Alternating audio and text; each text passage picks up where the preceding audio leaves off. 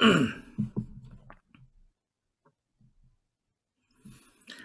have a few minutes before we're going to start, so we'll probably not start right on time. We'll wait for other people to come on.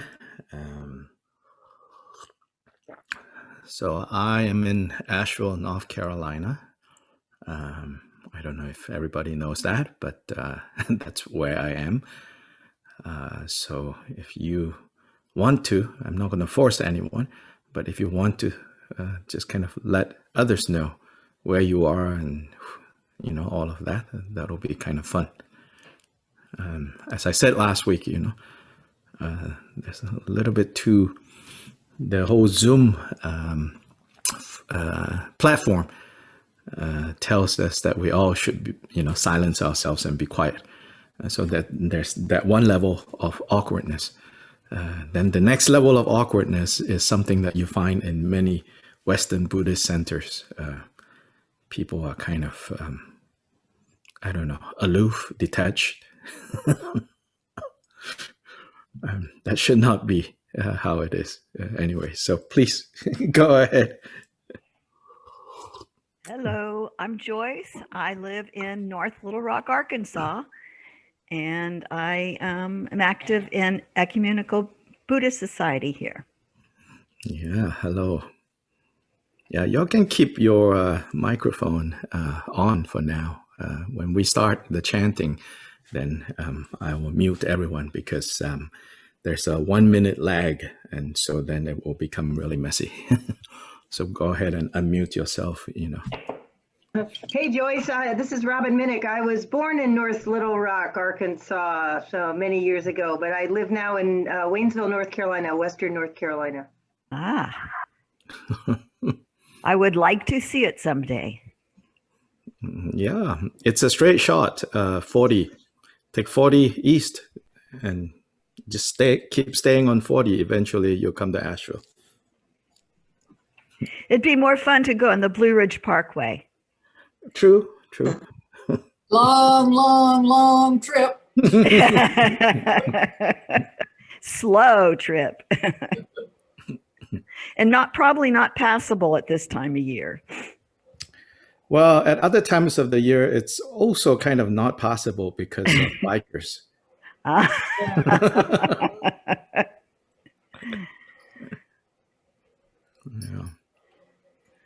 I'm Judy, and Ollie the cat are in Black Mountain, North Carolina. Ollie's the studious one. There's more than one, yeah? Yeah, two. Yeah, right. They look just Hi alike. all. Yeah, this is Alfred from Singapore. Good today, morning. Actually, morning. Good night. Because today, actually, I have a medical appointment later at 10. But I have some time to join the online today. I think I'll leave maybe around Singapore time 9 for my appointment. So I can join you this session for at least 1 hour. Sure. Yes, this time is not exactly that friendly to people who have to get to work in Malaysia and Singapore in Asia. But nonetheless, some of you try to make it. So welcome.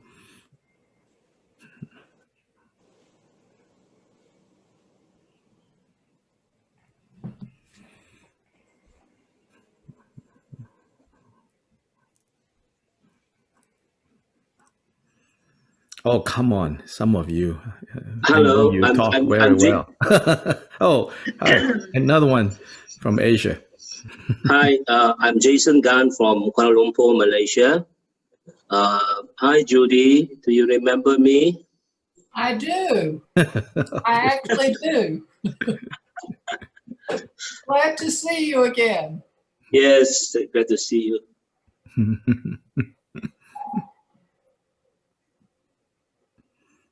Well, hi, I'm Randy. I spoke to everybody the first meeting. I'm yes. Sunny Southern California. Ah. We've got a beautiful day today and big ocean waves, and it's just wonderful. Sorry, y'all. The Western Pure Land, as they call it. The Western Pure Land, where we're so saturated in pleasure, we can't absorb Dharma. Where in Southern California are you? Redondo, do you know the area? I grew up in South Pasadena. Then you know, yeah, I'm in Redondo. There's a little area called Hollywood Riviera, which is just a very southern point of Redondo before Palos Verdes. And Okay. that's where we live. You know. I do, yeah. Right.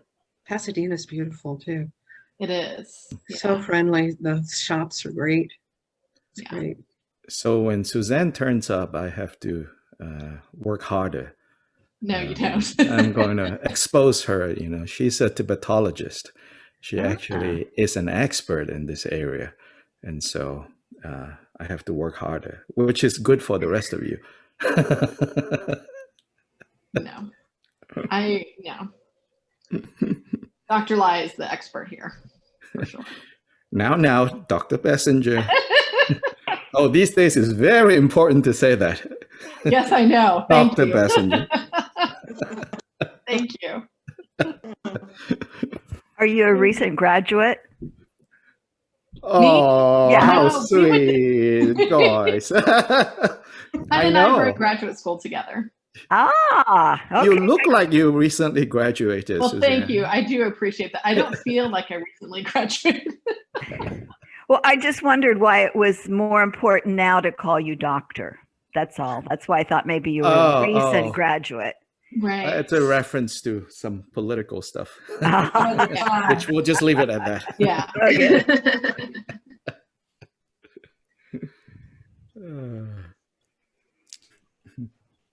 I will say I am not in Southern California right now. I am in Richmond, Virginia. Ah, Oh, good. It is very cold and wet and dark. Good. We have, we have each other to suffer along with. Yes, exactly. The common definition of compassion, to suffer along with.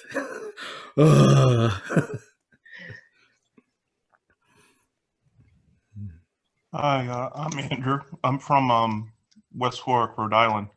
Oh, And Hi, we're Andrew. not sunny here. We're about to get about 1.5 feet of snow. So has it arrived yet? no, it's coming Okay. tonight into tomorrow morning. I see. Yeah, they It's keep gonna be saying. wonderful. Oh, yeah. Oh, That's sort of how I feel, if it's going to snow, like, snow for real, If you're gonna give it to me, you better give it.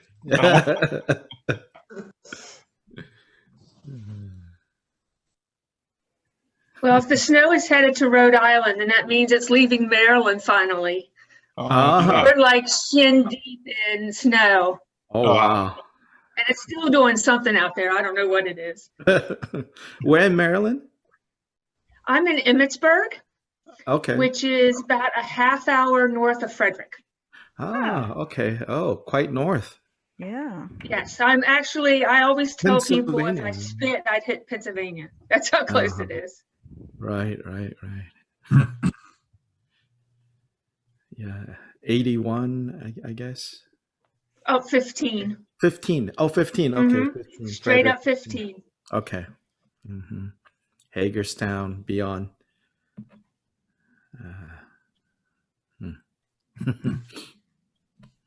My name is Lawrence. I live in Asheville in between Judy, May Ma, and Dr. Lai. I've been here 6 years and very grateful to be able to participate in these classes. You came from the Northeast, yeah? Well, yeah, actually, I got stimulated to speak because of the guy in Rhode Island. I'm very old, so I've lived a lot of places and I have connections to different places like Arkansas. But when he said Rhode Island, I really perked up because I graduated from classical high school in Providence, That's okay, among the many other places I've lived. Yes, very old. Very old. I'm just wondering how old you're calling very old, because I'm 70 and I'm young. Yeah, I know you're young. I'm 72. I'm not This takes 2 silly. years. Hey, Jim. Hi, Jim Harper here from Little Rock. It's good to see some familiar faces. Yeah. So I see we have friends from Guatemala, Mexico, my neighbor from behind, Joseph. Okay. Pittsburgh, Florida. Let me see. Yeah. Okay. So we should start. Let's see. Either Javier or Omar, if you have the opening text, if you can share your screen. I mean, eventually, I will make these texts available as e-text. That will be something we'll do when we start the new year. For now, in part because I'm still tweaking with these texts, I will spare you my nonstop tweaking. Okay, so we will start refuge and generating bodhicitta in stages. So as I'm sure all of you know, all the different, no matter what Tibetan Buddhist tradition, we begin our practices by setting the motivation is considered of paramount importance.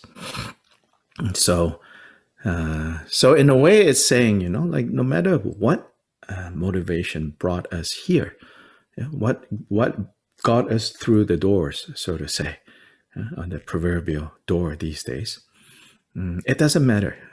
It's all good. No matter what brought us through the doors into this space, it's fine. But once we get in here, the Buddha tells us, that we should go for the highest goal. We should form the highest motivation, which is called bodhicitta. I'm pretty sure all of you have heard this bodhicitta. And I can tell you that, personally, although sometimes, it's very inspiring to hear the bodhicitta prayer in whatever version of it. They're all basically the same. Although, it can be very inspiring to hear sometimes bodhicitta. But honestly, on many days, many times, when I'm actually paying attention, so forget about the times where, you just say it, because it's become part of the ritual. You're not really hearing it anymore, Forget about those times. But even the times when you actually pay attention, I don't know about you, but for me, it feels like, oh gosh, like, do I really mean this? Do I really mean this? And so if you feel a little hypocritical when you're saying these words, I would say that's actually good news. Why? It's good news because you're actually hearing it. You're actually paying attention. And when you pay attention to the bodhicitta vow, of course, if you actually pay attention, I would say most of us would go, oh, I don't know. Do I really mean this? Earlier today, when I was having that big fight or getting upset at someone, I don't think I really mean this bodhicitta stuff, So if you're feeling like a little like uncomfortable, like, oh, I'm saying this, but I'm not acting this way, I would say that means it's working. That means it's working. It's sort of like one famous saying by Aryadeva. Ayadeva is one of these great Indian Buddhist masters, said to be the disciple of Nagarjuna. Ayadeva, in maybe the 400 verses, he said that only when you hear the teachings on emptiness, he says, the first time you actually get it, kind of like even intellectually get it, like understand, what is being said. If fear doesn't arise in you, he says, then, so he's not talking about realization of emptiness. He's saying intellectually understanding emptiness, or more specifically, I think, understanding that there are no unchanging permanent selves. So selflessness. He says the first time you actually understand what that is saying, if fear doesn't arise in you, he says, then there are only two possibilities. One, you are already a Buddha.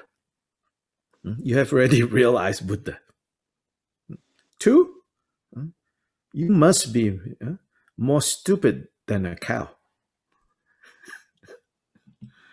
He says, you must be more stupid than a cow. That means you didn't get it, That's why you don't even know how to, like, it doesn't shake you. So likewise, this bodhicitta prayer, it should shake us a little bit and make us feel a little bit uncomfortable. Like, I don't know. I don't know if I really mean this. And even when I really mean this, I don't know I can really do it or not. So if you have those feelings, I would say, then we are the right people to have to say this, to have to make this resolve, to have to make this vow, to have to make this aspiration. So we'll begin with that. Begin with the aspiration and engagement bodhicitta, composed by Gyopa Jigten Sumgön, founder of Rigong Kagyu. And then we will jump to the short refuge, which is by Atisha. And then the four immeasurable minds, which is meditating, reminding ourselves the necessity of kindness, compassion, joy, and equanimity. It's said that, in fact, Buddhas are nothing but the embodiment of these four qualities. Loving kindness, metta, compassion, karuna, joy, mudita, and then equanimity, upeksha. So this is what we'll begin with. So let's see. Let's go to the first recitation.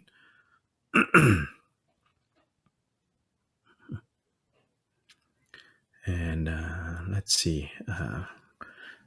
In the English first. Judy, can I get you to read one time? All of this, just one time. And whoever is scrolling can scroll accordingly. How far down? So the aspiration, engagement, then the short refuge, and four immeasurables. Okay. Yeah.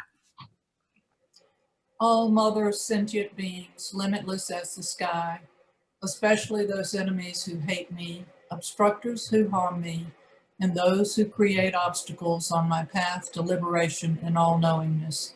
May they experience happiness and be separated from suffering. I will quickly establish them in the state of the most perfect and precious Bodhi. Thus, until I achieve Buddha, I engage in virtuous deeds with body, speech, and mind. Until death, I engage in virtuous deeds with body, speech, and mind.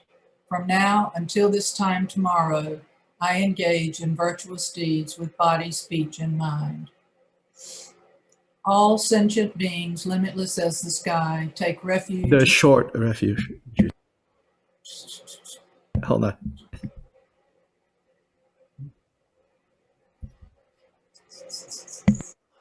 In the Buddha, Dharma, and Sangha most excellent, I take refuge until Bodhi is reached. By the merit of generosity and other perfections, may I attain Buddhahood for the sake of all wandering beings. May all mother sentient beings, limitless as the sky, have happiness and the causes of happiness. May they be liberated from suffering and the causes of suffering. May they never be separated from the happiness that is free from sorrow. May they rest in equanimity, free from attachment and aversion.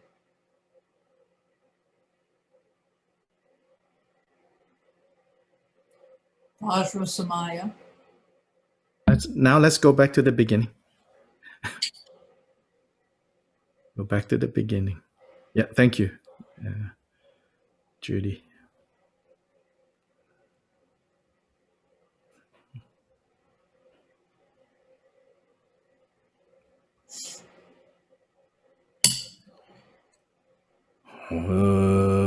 Dala Dhamma Jebe Dry Nobar Jebe Geg Tarba Dan Tamje Gembe Bardu Jobara Jeba Tam Jege Zu Jebe Man Ankadang Nyambe Zenjen Tamje Dewa Dang Den Dunya Dander Nerdu Lana Meba Yang Dabra Zobe Janju Rimboje Tobra Jai Dala Dhamma Jebe Dra Nopar Jebe Ge Tarba Dan Tamje Gembe Bardu Jobra Jeba Tam Jege Se Jebe Man Ankadang Nyambe Senjen Tamje Dewa Dang Den Dunya Dander Nerdu Lana Meba Yang Dabra Zobe Janju Rimboje Tobra Jai Dala Dhamma Jebe Dra Nobar Jebe Ge Karba Dan Tamje Gembe Bardu Jobra Jeba Tam Jege Se Jebe Man Hankadang Nyambe Senjen Tamje Dewa Dang Den Dunya Dander Nerdu Lana Meba Yang Dabra Zobe Janju Rimpoje Tobar de de sama gege bardu longa izum gewala go maje bardu longa izum gewala go de dereng ne sun de ne ma sang da samge bardu longa izum gewala go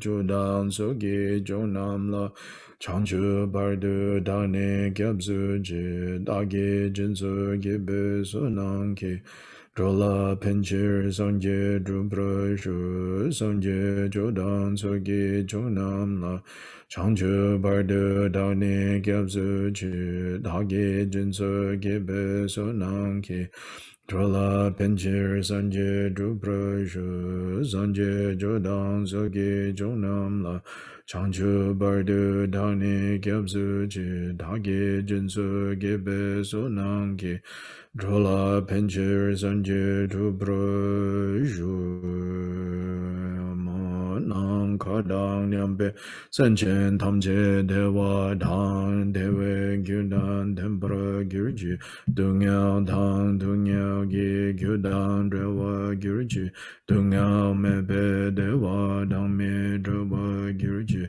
Niring Chadang Nidang Dewe Dang Nyang La Nebra Gyurji Manang Kadang Nyambe Zemchen Tamche Dewa Dang Dewe Gyudan Tempra Gyurji Dungyao Dang Dungyao Gi Gyudang Dewa Gyurji Dungyao Mepe Dewa Dang Me Dewa Gyurji Niring Chadang Nidang Dewe Dang Nyang La Nebra Gyurji Manang Kadang Nyampe Senchen Tamche Dewa Dang Dewe Gyudan Tempra Gyurji Dungyao Dang Dungyao Gi Gyudang Dewa Gyurji Dungyao Mepe Dewa Dang Me Dewa Gyurji Niring Chadang Nidang Dewe Dang Nyang La Nebra Gyurji. Then sometimes this one verse is also added to the brief recitation at the beginning. So please scroll down to the sevenfold worship. Sevenfold, right there, yes. Whatever slight virtue that may have been gathered through prostrating, offering, confessing, rejoicing, requesting, and beseeching, I now dedicate to complete Bodhi. 照着我当究竟上八堂，即是依然苦行所我也，给我众生大义之上吧，他们皆所被将就之我。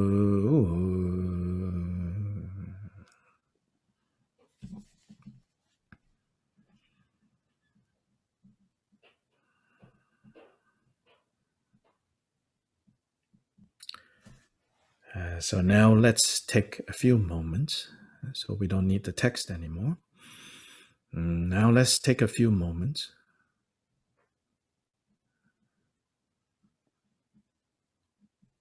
to let both body and mind to settle into their own places, to settle evenly.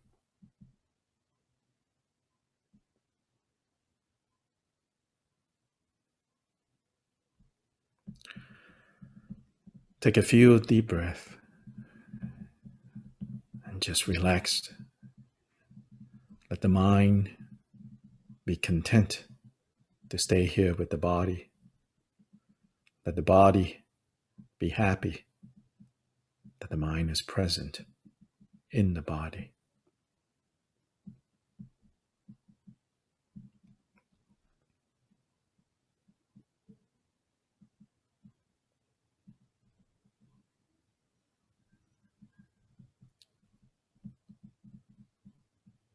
Trust that when we get out of the way, both body and mind will know how to find their own places of rest, their own places to settle.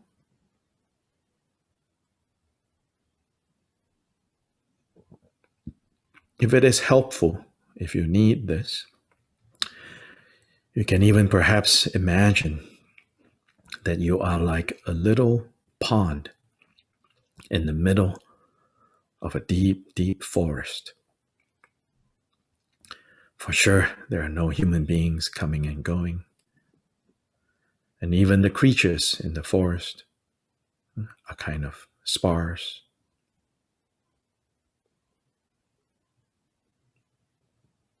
And so this pond is naturally quiet and not moving.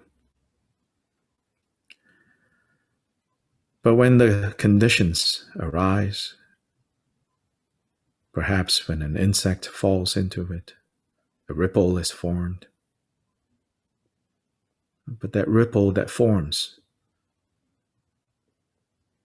will once again dissolve back into the pond.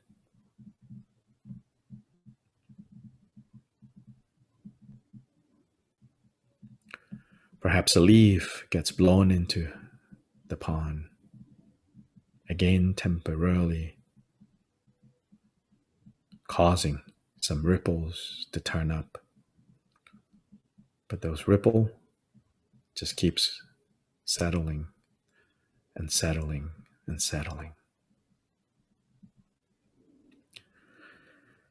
Perhaps some sounds can be heard, but even those sounds also settle and settle and settle of their own accord. For whatever arises surely will also cease.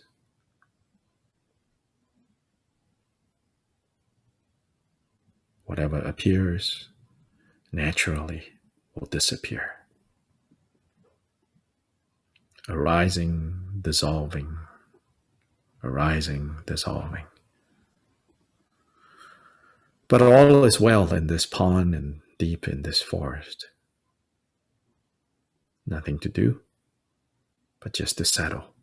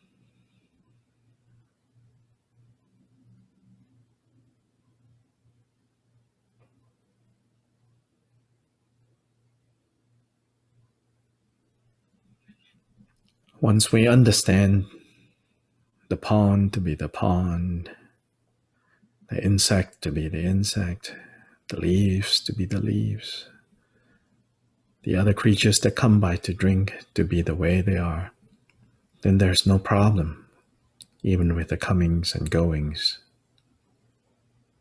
Everything is just the way it is, just the way things are.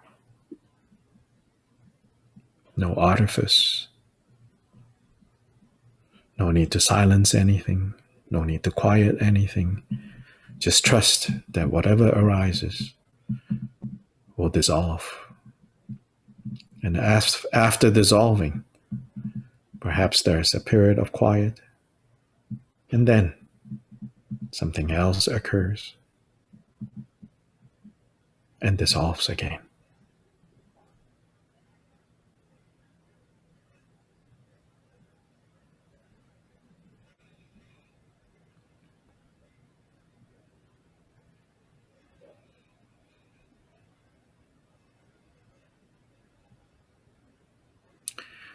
Let your body and mind enjoy being in this natural state.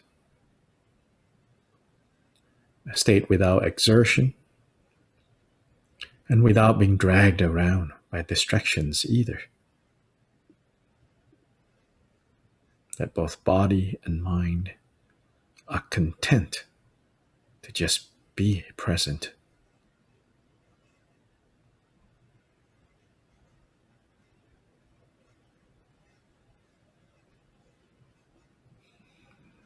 If you need something more to help you to settle, you might want to choose the sensation of breath as an object, for example. In choosing the sensation of breath as an object, feel breath arising and dissolving from within you. As breath arises, your whole body expands outwards. And as breath dissolves, your body folds in and then expands and folds in and expand and folds in.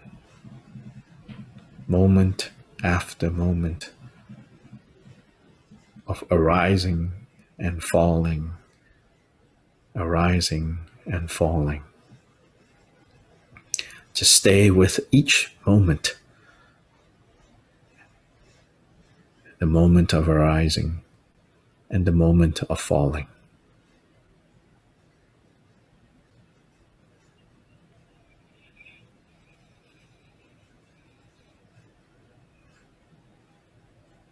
Pay attention to how this sensation and this experience of breath can bring calm and ease to both body and mind. Allow this experience of the sensation of breath to wash over both body and mind, bringing well-being and satisfaction to body and mind.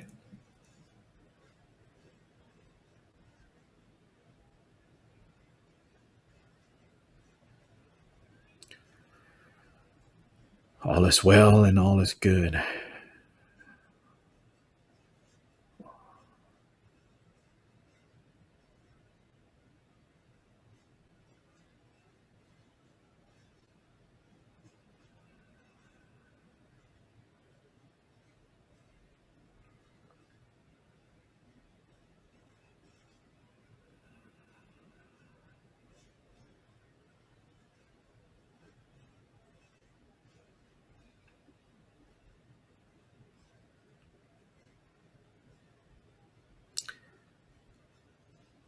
Now is the time to learn to be skillful in being good to ourselves.